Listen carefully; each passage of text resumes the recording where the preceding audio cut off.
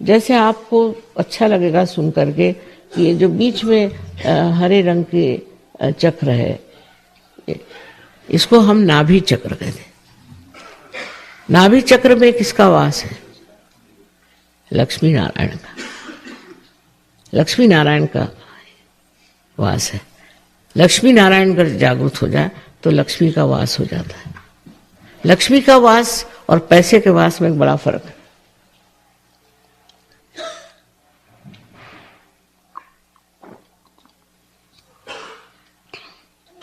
पैसे का मतलब ये होता है कि आज आपके पास एक चीज है तो उसके लिए लड़ झगड़ के आपने बड़ी मेहनत करके एक मोटर समझ लीजिए खरीदी।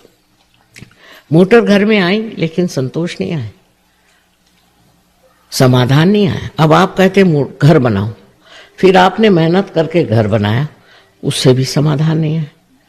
और सारा आज का जो अर्थशास्त्र है, इकोनॉमिक्स है, वो सारा इसी एक प्रिंसिपल पे है कि मनुष्य कभी किसी भी चीज से समाधान ही नहीं होता, उसको भगाते रहो।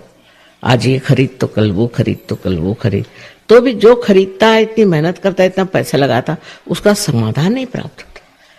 ये क्या बात है? जब आपने जिस चीज के लिए इतनी मेहनत की, उसका कम से कम एक क्षण बैठ के समाधान तो लो, वो नहीं मिलता। अब जो दूसरी बात है कि जिसमें आप समाधान को उठा सकते हैं, ये लक्ष्मी तत्व है। लक्ष्मी तत्व में क्या होता है कि जब वो जागृत होता है तो हमारे जितने सांसारिक प्रापंचिक प्रश्न हैं वो सब छूट जाते हैं। ऐसे छूटते हैं कि आप हैरान हो जाइएगा, वो समझ में नहीं आएगा कि ये छूट कैसे गए। सारे प्रश्न अपने आप छूट जाते हैं। लक्ष्मी जी जब आके बस गई तो आपको क्या चाहिए? पर उसके बाद में समाधान, उस चीज से मनुष्य को समाधान आता। और लक्ष्मी जी का भी स्वरूप इतना सुंदर बनाया हुआ है कि लक्ष्मी जी के हाथ में 2 कमल है और स्वयं कमल पे खड़ी है, माने बिल्कुल हल्की फुल्की है। किसी पे उनका रोब नहीं, दाब नहीं, कुछ नहीं, किसी पे शान दिखाना नहीं, कोई जबरदस्ती नहीं, अपनी शांत खड़ी है। और 2 हाथ में कमल है, इसका मतलब है वो भी गुलाबी रंग के। गुलाबी रंग जो है द्योतक है प्रेम का, माने प्रेम से भरी हुई है। और ये लक्ष्मी जी जो है, ये आपको वरदान देती है कि जिसके इससे आपका मकान इस तरह से हो जैसे एक कमल होता है। अब कमल की क्या विशेषता है कि कमल जो है वो आप देखिए कि एक सुंदर सा फूल है, और चाहे कोई आए, कोई कीटक आए, उसके कितने भी कांटे जैसे पैर हो, कुछ हो, उसको स्थान है वहाँ आराम करने के लिए। और रात में वो अपने कमल दल बंद कर लेते हैं जिससे शांति से सो सके। इसी प्रकार आपका भी मकान होना चाहिए, सुंदर हो, सजा हुआ हो, और उसमें कोई आते हैं तो वो आराम से रह सके। ये एक हमारे यहाँ बहुत बड़ी चीज़ है हिंदू धर्म की कि हम लोग जो है बाहर से कोई आता है तो उसका बड़ा पाचारण करते हैं। उनको अतिथि को हमारे यहाँ कहते हैं कि अतिथि भगवान होते हैं। ये चीज हमारे अंदर आ जाती है जब हमारे अंदर लक्ष्मी तत्व जागृत होता है और उसका पूरा सरंजाम और सामान जुट जाता है। बिल्कुल सही बात करें आपसे। अब ये तो हुई कमल की बात, और एक हाथ से वो इस तरह से आशीर्वाद देती है। आशीर्वाद का मतलब ये है कि आपके अंदर जो भी कुछ आपने प्राप्त किया है वो आप दूसरों को दें। इतना ही नहीं, पर आपके आश्रित हैं उनको आप संभालिए, उनको आप आशीर्वाद दें।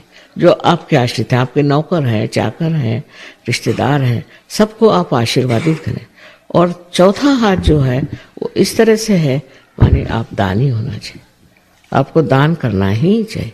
आप सत्पात्र होना चाहिए, देख के करिए दान, ये कबूल बात है, लेकिन दान भी देना चाहिए। ये नहीं कि सारा पैसा आप अपने लिए खर्च करें, तो लक्ष्मी जी की कृपा नहीं है। पर ये अपने आप हो जाता है, ये कुछ कहना नहीं पड़ता, अपने आप घटित हो जाता है, क्योंकि आपके अंदर लक्ष्मी बहने लग जाती है और आपका मन इसी से तृप्त होता है कि आप दूसरों को देख रहे। अब चित्त अपने से हट के दूसरों पर चला जाता है और इतना आनंददायी होता है चित्त, इतना सुखदायी होता है कि आश्चर्य होता है। आप आनंद में विभोर रहते हैं।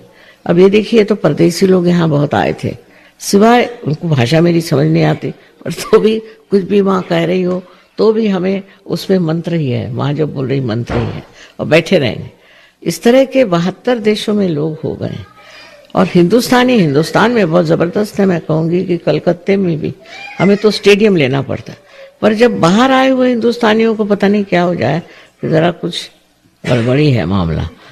लेकिन आशा है कि इसके बाद आप लोग सब पार हो जाएंगे और आपकी वजह से और भी लोग हो जाएंगे।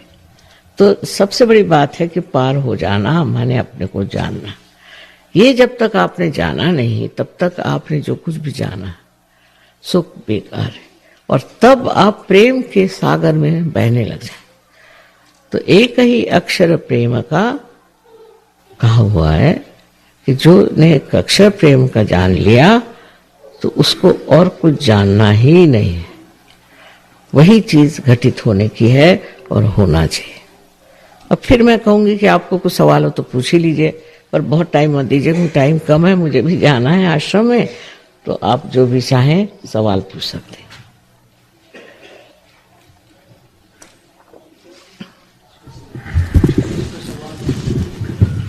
किसी भाई बहन को कोई विशिष्ट सवाल पूछना है तो पूछ सकते हैं, कृपा कोई ऐसे एर गैर सवाल नहीं पूछना।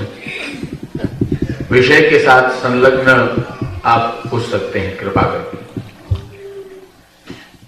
खड़े होकर पूछना, अवश्य खड़े हो जाना। या चिट्ठी लिखिए अंग्रेजी या हिंदी में। अच्छा, नहीं तो अंग्रेजी में यहाँ लोग भूल गए होंगे, हिंदी तो कोई हर्ज नहीं।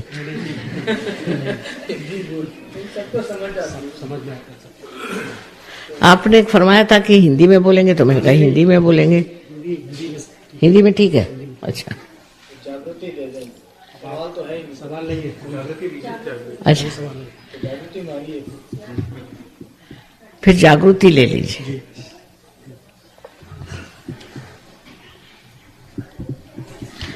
आप कृष्ण की भक्ति करते हैं। किसी को पूछना है तो बहुत आसान है, इसको प्राप्त होना बहुत आसान।